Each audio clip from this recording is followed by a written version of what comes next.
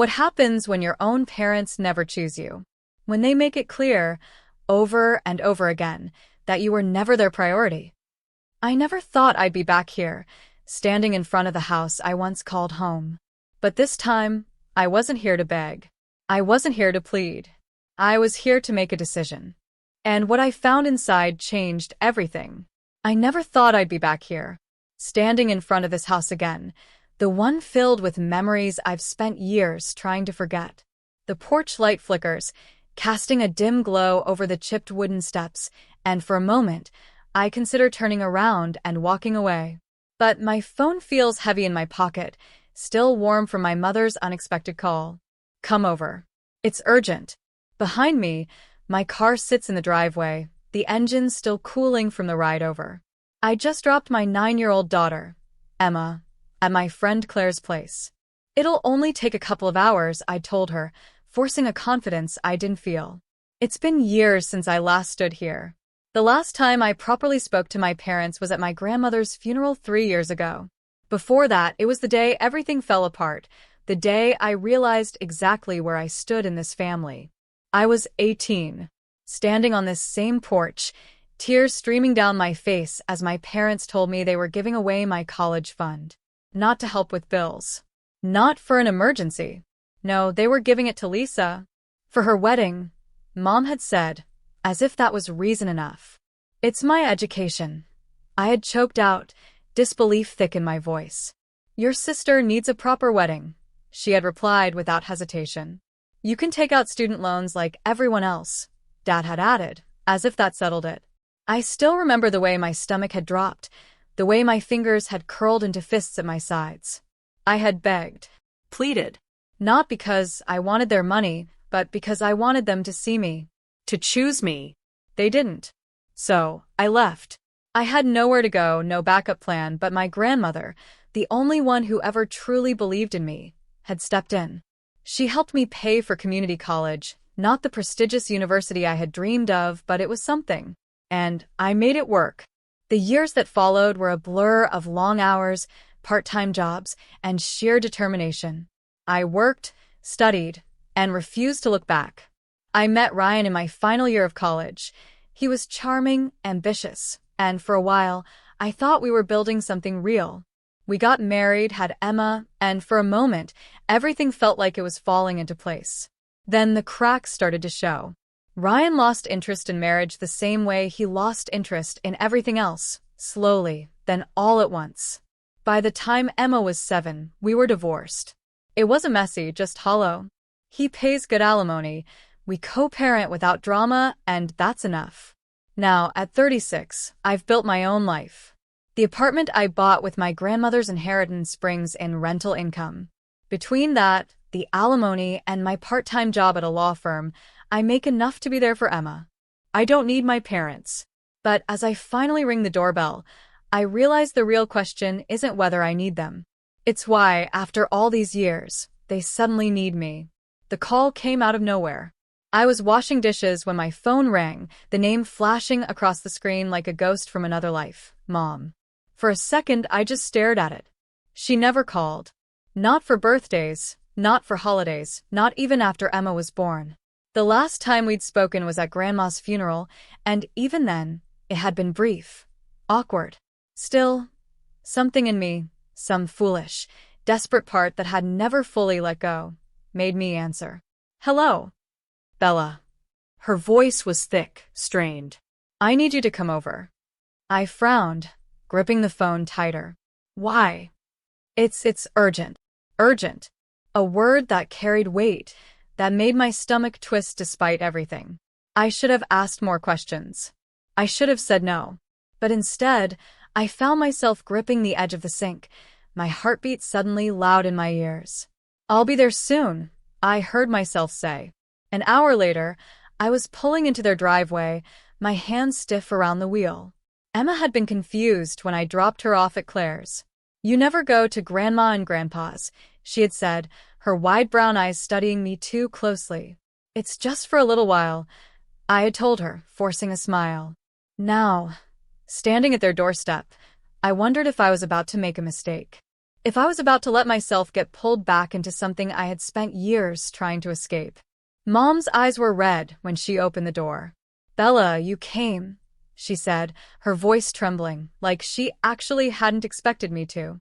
Dad stood behind her, his expression unreadable, but the tension in the air was thick. I stepped inside, the scent of vanilla air freshener mixed with stale coffee hitting me instantly. Everything looked the same, yet different. The furniture, once pristine, was worn down. The fancy decorations they had bought for Lisa's wedding now looked outdated, almost sad. "What's going on?" I asked, arms crossed. "You said it was urgent." They exchanged glances before Dad finally cleared his throat. "We're going to lose the house," he said, his voice heavy. I didn't react right away. I waited, because I knew there was more. There was always more. "Your sister," Mom started. And just like that, the familiar twist of resentment coiled in my gut. "Of course, it's about Lisa. She asked us to take out a loan for Tom's business," Dad explained.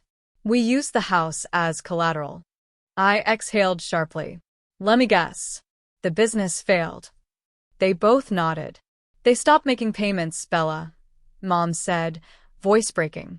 "And we can't cover it. We need help." Then came the part that truly made my blood run cold. "We know you're doing well," Dad added quickly. "Your apartment, your rental income, you're in a position to help us." I let out a short, bitter laugh. They had chosen Lisa over me at every turn, and now they wanted me to save them. I laughed, a sharp, humorless sound that cut through the tension in the room. They looked at me like I'd lost my mind. Maybe I had. "You're serious?" I asked, shaking my head. "You really think, after everything, I'm just going to swoop in and fix this?" Mom's lip trembled. "We wouldn't ask if we weren't desperate." Desperate. Like I had been when I begged them not to take away my future. Like I had been when I left with nothing but a duffel bag and my grandmother's shaky promise that she'd help me somehow. I looked at them, my mother, wringing her hands, my father, unable to meet my eyes, and felt something shift inside me. I should have told them no. I should have turned around and walked out without another word. But then I thought about Emma, my daughter, who had never met these people, who had never felt the sting of being second best, who still had the innocence to believe that family meant something. I swallowed hard. "I'll think about it," Mom gasped, as if I had just agreed. Dad let out a breath, like he hadn't realized he was holding it. I turned on my heel before they could say anything else, walking straight out the door.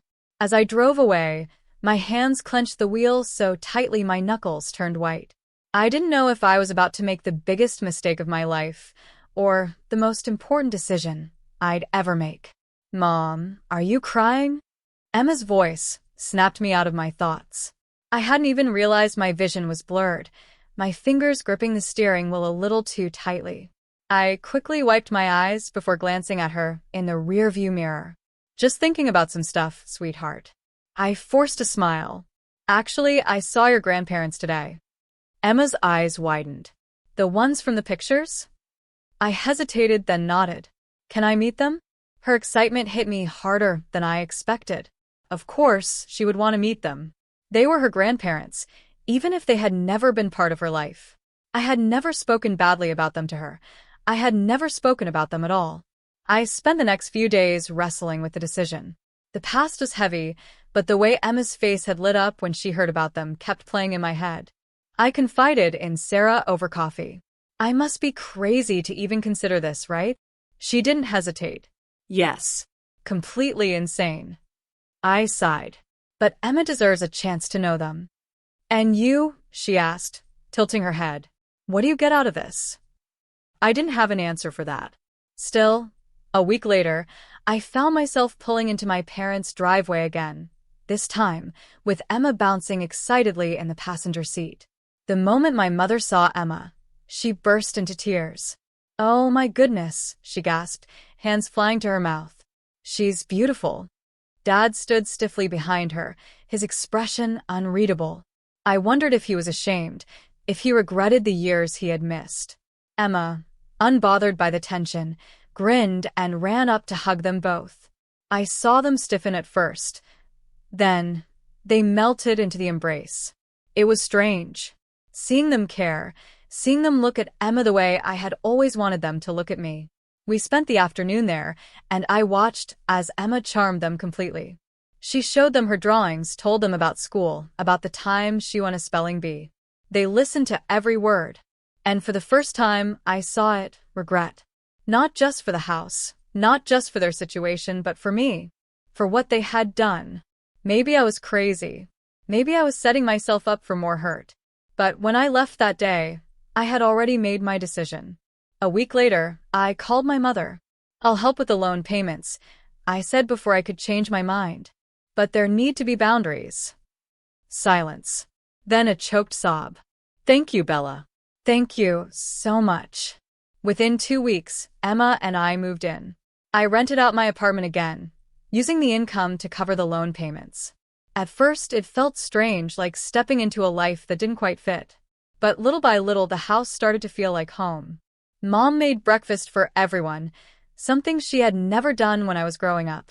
I resisted at first, but there was something undeniably comforting about waking up to fresh coffee and pancakes.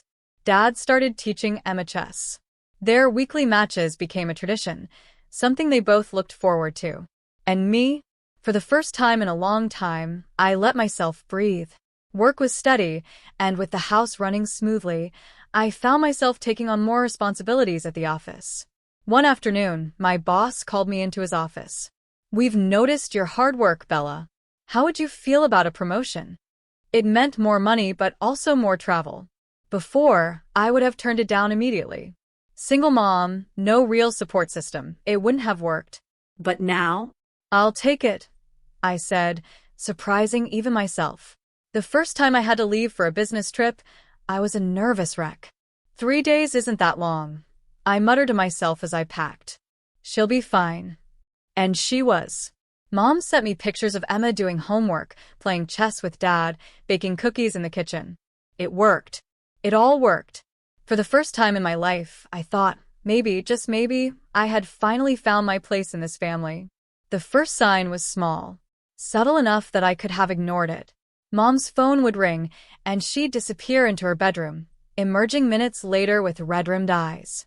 It didn't take long to figure out who was on the other end.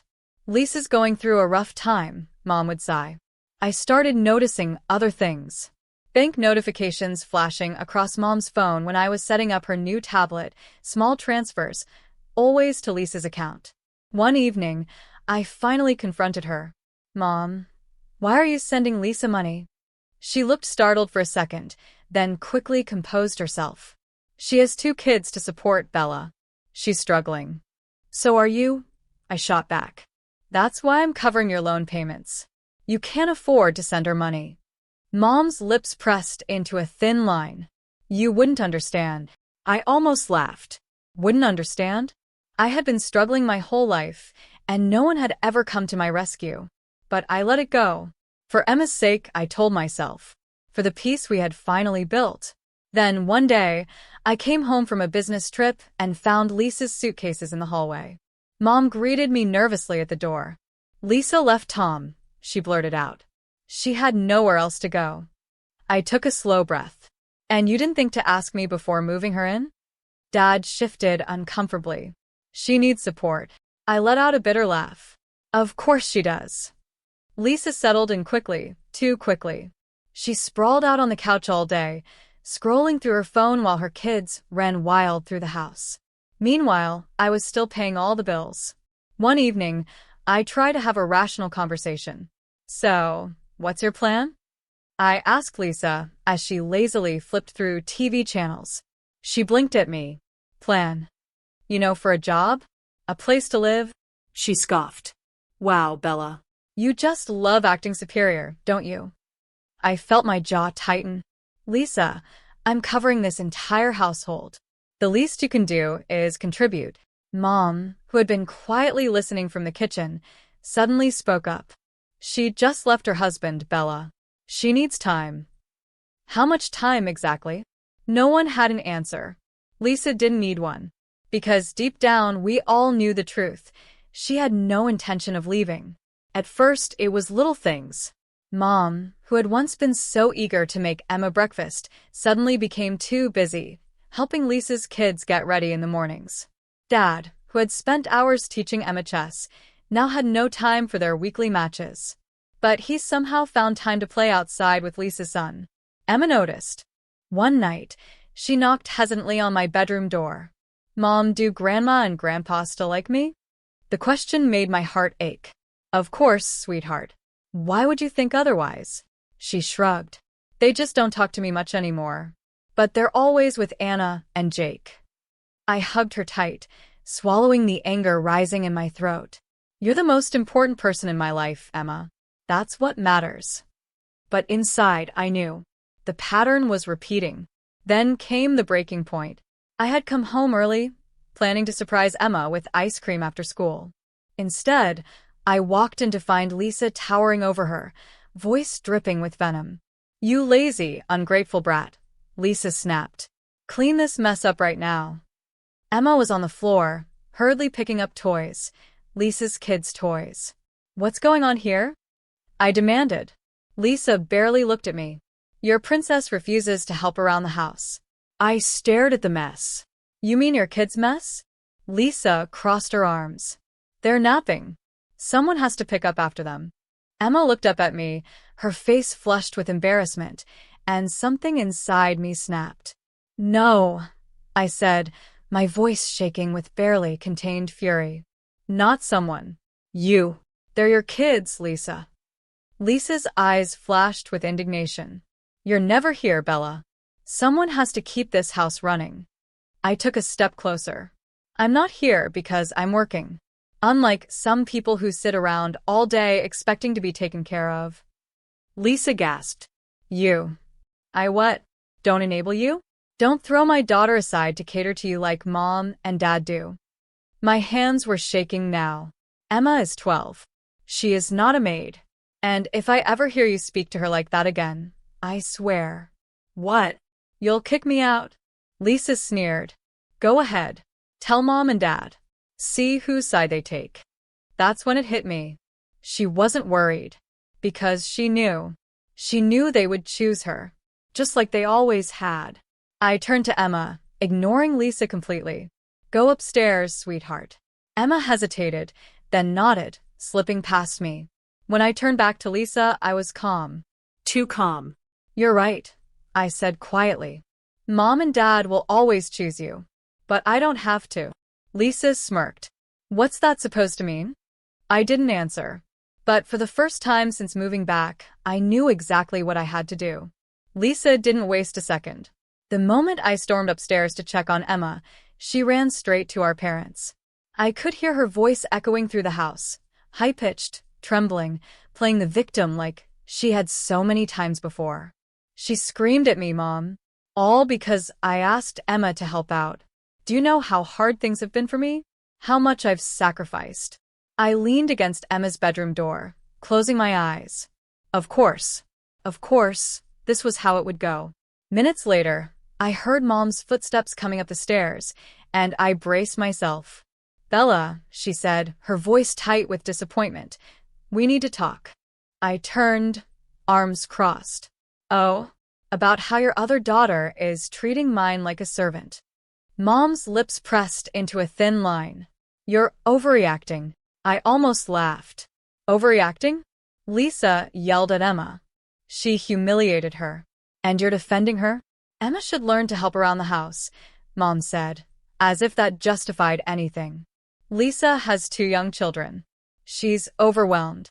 I stared at her, something inside me going numb. History was repeating itself. Lisa did something wrong. I called it out. Mom defended her. I should have known. I had known. But part of me had wanted so badly to believe things were different now. They weren't. And it was about to get worse. 4 days later, I was in Seattle for work when my phone rang. Emma's picture flashed on the screen. I answered immediately. Hey, sweetheart. But her voice was small, broken by sobs. Mom, she whispered. I'm outside. The blood drained from my face. What? Where? At Grandma and Grandpa's, she sniffed. Lisa, she kicked me out. I felt the world tilt beneath me. She what? She said I was in a way, Emma whispered. I only have my phone. I didn't know where to go. For a moment, I couldn't breathe. I couldn't think. My 12-year-old was outside, alone, at night, because Lisa had decided she didn't belong. And my parents had let it happen. I forced my shaking hands to work, dialing the only person I trusted. Sarah, I gasped when she picked up. Emma's outside my parents' house. Please, can you get her? I'm on my way, she said without hesitation. I hung up, my heart pounding. Then I did something I had never done before. I called Lisa. She answered on the 5th ring, sounding annoyed. Oh, did the princess call you? My hands clenched into fists. Where is my daughter? Probably with your little friend by now, she said lazily. Maybe now she'll learn not to be so obstinate. Always arguing, always thinking she's better than everyone else. My vision went red. You listen to me, I said, my voice shaking with rage. You're done. I'm done. You threw my daughter out on the street and Mom and Dad let you. I am coming home. And when I get there, I am taking back everything that's mine. Lisa scoffed. Oh, please, Bella. You're not serious. I hung up and booked the next flight home. The moment I stepped into Sarah's house, I saw Emma curled up on the couch, tear tracks still visible on her cheeks. She bolted upright when she saw me. Mom, I pulled her into my arms, holding her tighter than I ever had before. I'm here, baby. I'm here. Sarah stood nearby, arms crossed. Bella, it's worse than you think. I looked at her. What do you mean? Sarah hesitated, then sighed. Emma told me everything. Lisa didn't just kick her out. She's been treating her like a maid for weeks, making her clean, do her kids' laundry, cook for them. And when Emma finally stood up to her, this happened. I pulled back, looking at Emma. Sweetheart, why didn't you tell me? She looked down. Because you seemed happy. My heart cracked. You were smiling more, Mom, she whispered. And Grandma and Grandpa, sometimes they were nice. When Aunt Lisa wasn't around. Tears burned my eyes, but I swallowed them down. I had to be strong. For her. I cupped her face gently. Listen to me, Emma. Nothing is more important to me than you. Not them. Not that house. Not any of it. She nodded. I kissed her forehead. We're going home, sweetheart. The next morning, I drove back to my parents' house. Lisa's car was gone. Probably out on one of her endless errands that somehow never involved job hunting. Mom answered the door, surprised to see me. Bella, we weren't expecting you back so soon. I walked right past her. The moving crew I'd hired was already waiting outside. Take everything I bought, I told them. The refrigerator, the washing machine, the couch, the TV. One by one, they started removing every item I had paid for over the past 3 years. Mom's voice rose in panic. Bella, you can't do this. Actually, I can. I held up my proof of purchase for every single item. They're mine. Dad came home midway through, standing frozen in the doorway as the movers worked. Bella, he started, but I cut him off. Don't, I said, my voice cold. You watched Lisa throw my daughter out. You chose her. Again. He had nothing to say to that. Mom tried again, voice shaking. But the loan, the bills. I turned to face them both. You'll have to figure that out yourselves. Just like I had to figure out college on my own. Just like Emma had to figure out how to survive alone on the street. I met their eyes, steady and unwavering. Consider this my final payment for all the times you chose Lisa over me. I walked out without looking back. And this time, I was never coming back. The calls started the next day. Mom. Then Dad. Then Lisa. Voicemails filled with guilt trips, accusations, desperate pleas. I ignored them all. One evening, Emma looked up from her homework. Why don't you answer them? We were sitting on our apartment's balcony, sharing a pizza, watching the sunset. I smiled, pulling her close. Because we don't owe them anything. She nodded, understanding in her eyes. The money I once spent on their bills now went into Emma's college fund. And this time, nobody was going to take it away. One Sunday morning, as I made breakfast, Emma walked in looking thoughtful. "Mom," she asked, "are you happy now?" I paused. Thought about it. "Yes," I said finally. "I am." She smiled. "Me too." And that was all that mattered. Word got around quickly. Within a week of leaving, I started hearing updates through distant relatives, ones who had always quietly supported me but never dared speak up. My parents were struggling. The loan payments I had been covering for years were now entirely on them.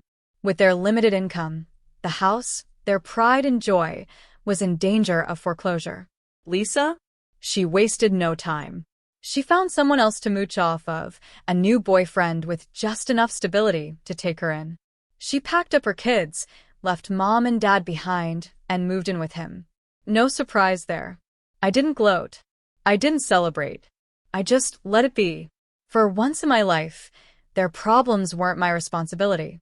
Life without them felt lighter. Emma and I settled back into our apartment, and the space that once felt small now felt just right. No tension. No walking on eggshells. No competition for love and attention.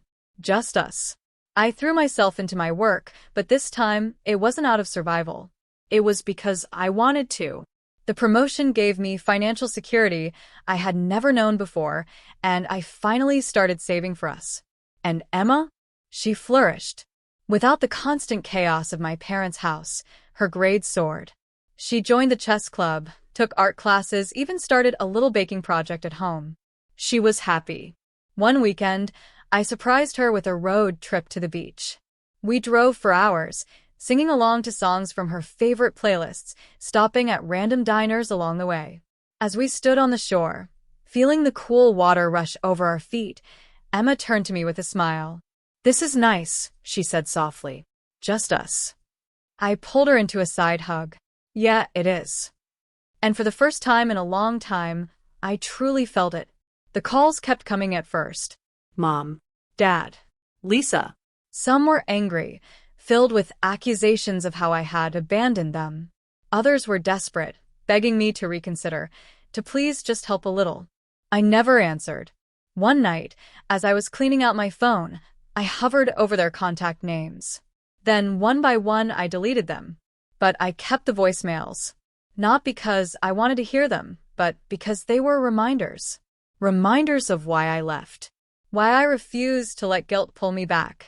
Why I had finally chosen myself. And I never regretted it. Time passed.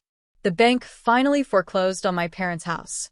They moved into a small apartment, a far cry from the home they once took such pride in. Lisa? I heard she was already causing trouble in her new relationship, repeating the same patterns over and over. Meanwhile, Emma and I were building a future. One evening, as I finished paying bills, I pulled up her college fund account. It had been growing steadily. I stared at the numbers, a quiet satisfaction settling in my chest. This time, no one was going to take it away. Emma walked in, peeking over my shoulder. "Is that for college?" I nodded. "For your future." She smiled and leaned against me. "Thank you, Mom." I kissed the top of her head. Always. For years, I had been waiting for my family to love me the way I had always loved them. Now I finally understood. I had my real family all along.